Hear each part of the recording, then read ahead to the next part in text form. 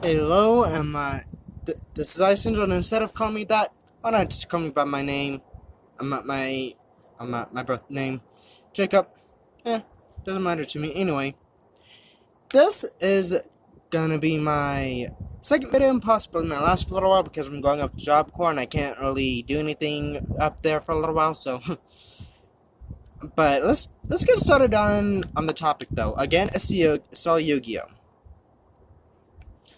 Now then, I'm just gonna tell you about what I know. I don't know about the whole entire new thing with the link sounding thing. I don't know anything about that. So if you want some help on that, I ain't exactly the best guy to go to. Trust me. But I'm gonna tell you about each of the phases. Excuse me. And and it's quite simple too. There's your draw phase. Just as the name suggests, you draw on your very first turn. For no matter who goes first, if you go first, or if your opponent goes first, you always draw.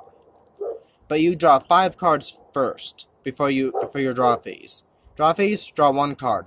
Next phase, in phase 1 is where you summon monsters and place and activate spell cards and traps.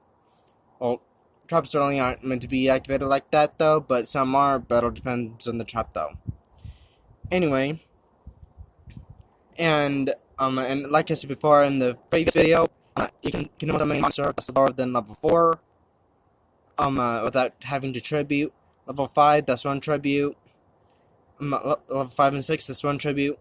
Level 7 and higher is 3 tributes, unless the card says otherwise.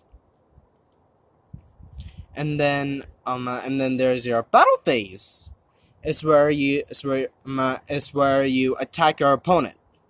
It's where you and your opponent battle each other's monsters, or it's where you attack your opponent directly if they don't have any monsters. But you can't really attack your opponent on your first turn because they have no monsters out on their field, and that really wouldn't be fair. Really, all that cool, So it makes sense if you think about it.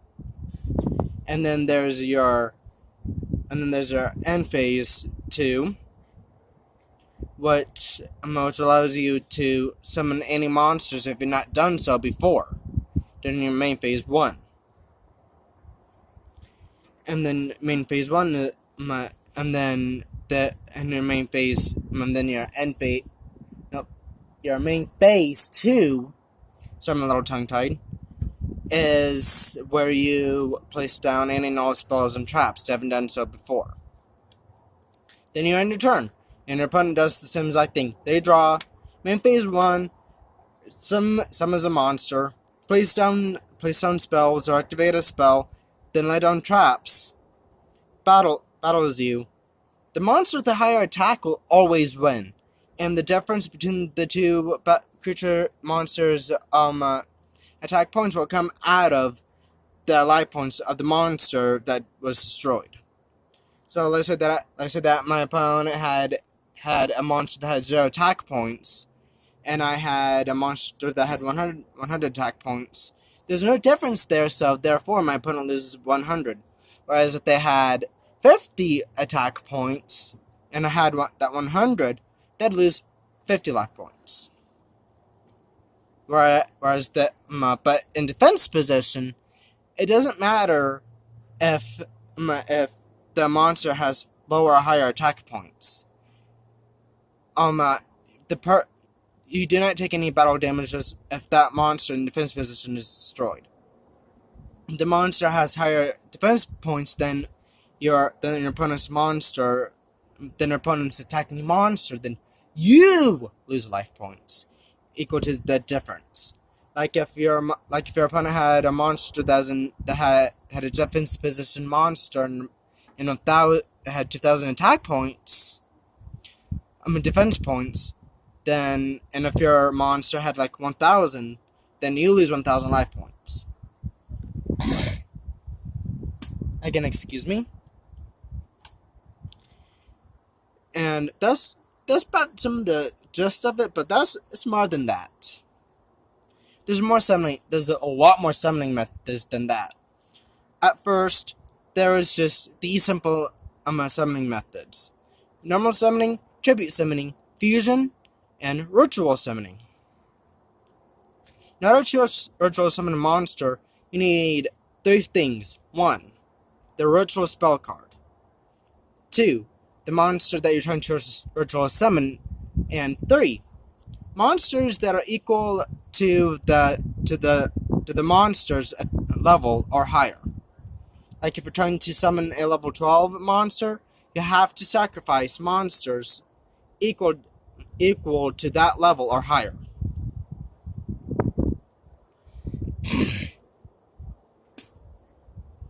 And you need all this in your hand or on the field. And just like any other monsters, some ritual monsters does have an effect, whereas others they don't. Fusion monsters, depending on the deck that you run, like the XYZ deck, like with X head cannon or the Y dragon head and stuff like that, you don't need polymerization. You don't need a fusion spell card. You just banish those monsters, and you can be able to special summon that fusion monster, as long as they have the material.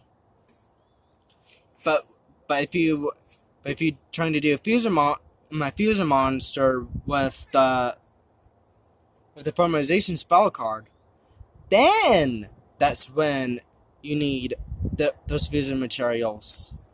Those fusion materials can either be in your hand or on the field. Doesn't matter. And once that they're fusion summoned, those monsters they use for the fusion summoning, they're in the graveyard. Or they're banished, depending on what the card says.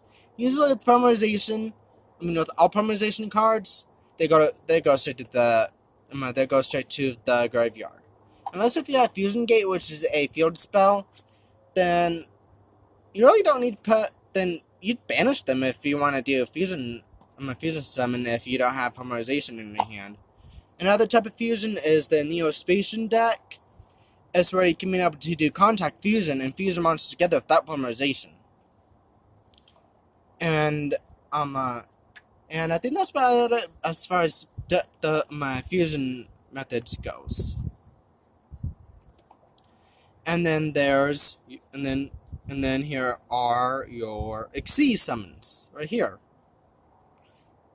Probably can't tell because of the lighting right now, but the surrounding card is black, and then there's the picture of the monster on it too. Now then, the monster that I have right here is number 24, Dalgos the Vampiric Dragon. And it is a rank 6 monster. The ranks Xyz monsters, they do not have levels, they have ranks.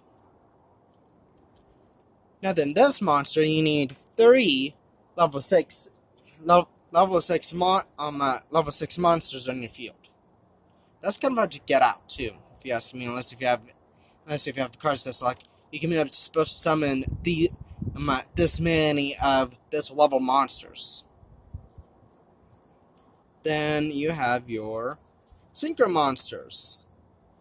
They're white, and you need, and depending on the monster card, you'll need these things: a tuna monster, 1 non-tuna monster, or more. The tuna monster is just simply addition. When you do synchro summoning, let's say they have a level 4 tuner and you're going to bring out a level 12 synchro monster. So that you have 3, and it requires 3 or more fusion 3 or more non-synchro monsters. So then that means that 4, and you have a level 4, so that's 8. Then another level 4, and that's 12. Exactly 3. Now you just synchro summon out a monster that's level 12. Or you can go lower, like level 10, for example. But they're usually quite high leveled, like level 8 or something like that. Level 12 is the max. And I mean, there's a large variety of ways to win. I mean, the most common way is for you and opponent to pound each other with their pound each other's life points down to 0, and that can be done in 3 ways. 1, battle, as I said before. 2, certain types of spell cards. Or 3, certain types of trap cards. And then there's some monsters and spells and traps out there that's an instant win. But another guy did a video about that. I don't remember the name of the video. I'll have to look it up sometime soon, and I'll have to edit it. So I might edit the description and stuff like that, So that's pretty much about it for my Yu-Gi-Oh segment. And if I decide to do another next video, I think I'm gonna try and go for something a little deep, and just have a casual conversation about something kind of deep. Well, see you later. And also if you like, please leave a like. If you want to say something, don't be afraid to comment. Again, thank you for taking your time. See you later.